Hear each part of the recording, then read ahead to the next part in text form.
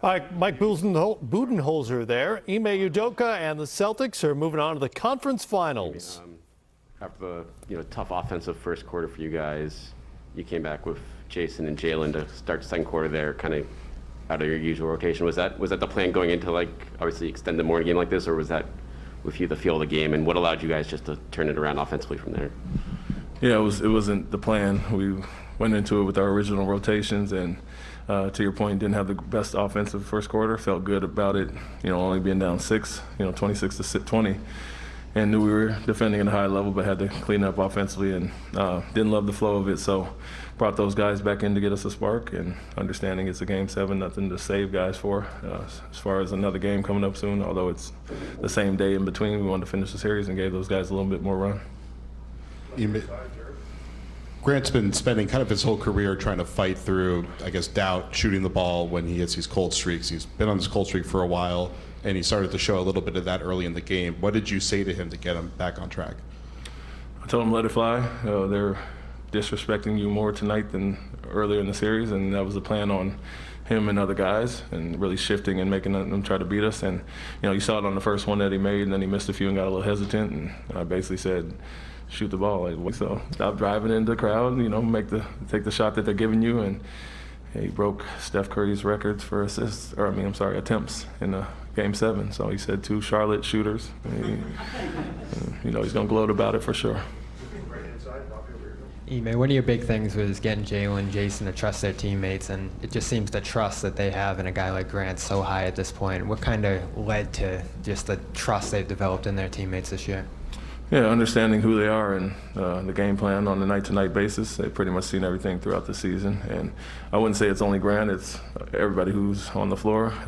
If they miss somebody, it's not intentional because of a certain player that's open or not. And, that was the case tonight again. They loaded up extremely heavy off of those guys, tried to make them prove it, and, led to some assists by those guys and us getting 55 up. The mantra of the series was, take what they give us and let it fly, and understand they're going to pack the paint, and happen to make 22 tonight. But we felt we were very close to having a really good game offensively, kind of blowing it open.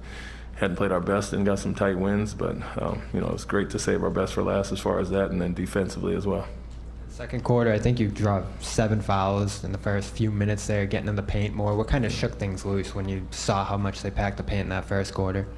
Yeah, I think it's like I said, it's who they are and who they've been the whole series, but we don't want to just settle for the outside shot. We got to mix it up, and I think we did that best in Game 6, getting 50-plus points in the paint. And so tonight was the same thing. When they started to switch, we got the matchups that we liked, attacked downhill and got some fouls early, got into the bonus, and then kind of picked up our aggression from there.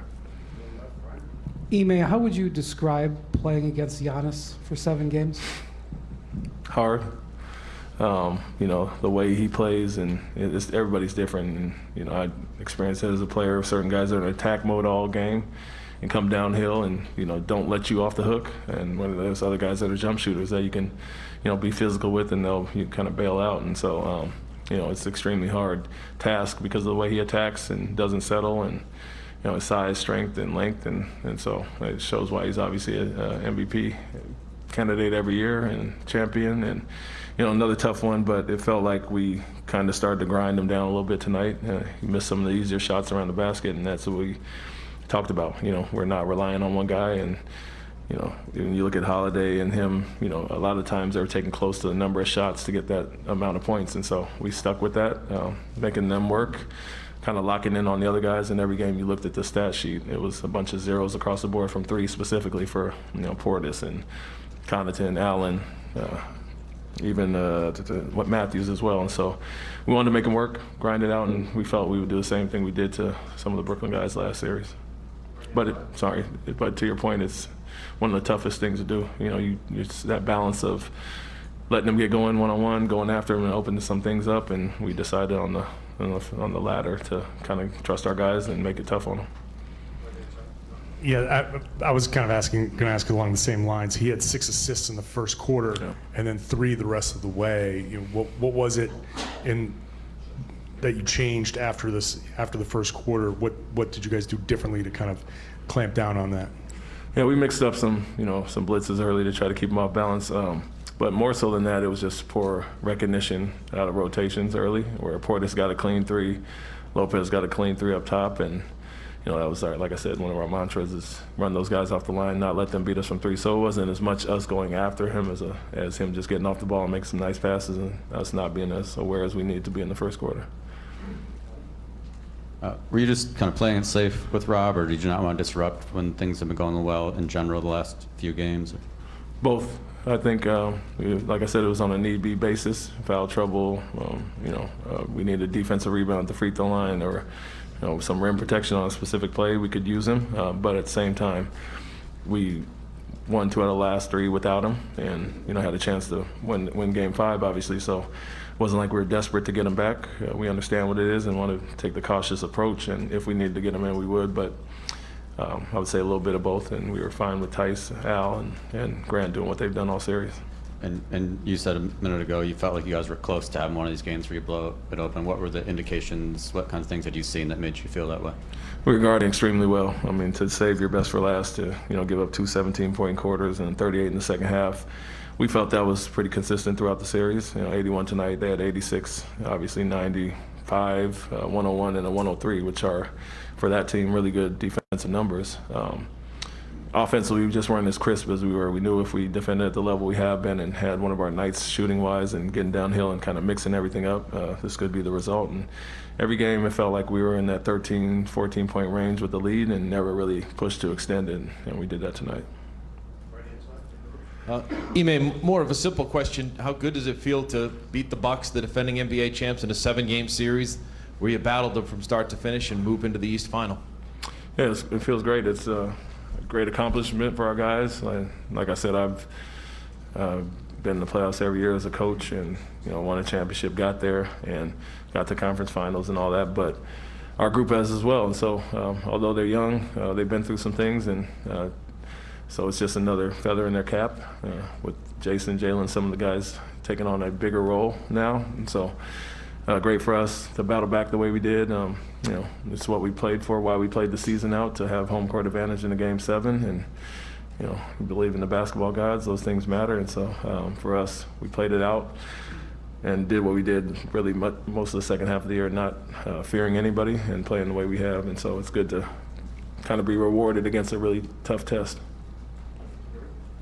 Ime, after the Game 5 loss, you said right here, this will make the comeback even sweeter after what really made you believe that, other than the schemes about the makeup of your team, that you could win the 2 games by a combined 41 points and kind of just dominate the final 2 games? Like I said, there were indicators how close we were, whether it was us missing some shots, but defensively we were going to lean on who we are, and we know that travels well on the road.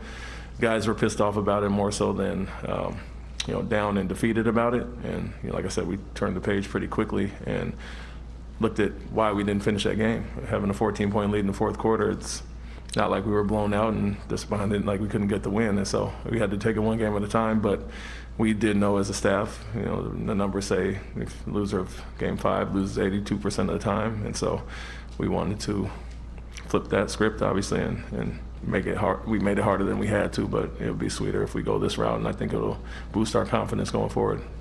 Has this team believed in each other? I mean, obviously you have a belief in them, and you've been brutally honest with them all year, but has this team gained more of a cohesion and belief in each other as the season has progressed?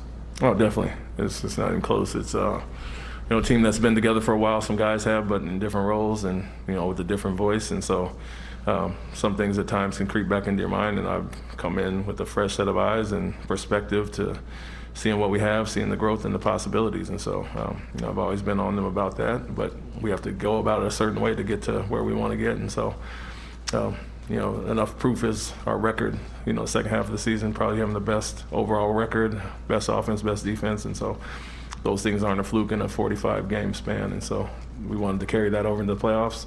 A sweep against Brooklyn and a hard-fought 7-game series will only benefit us with our belief in ourselves. Ime Udoka, laser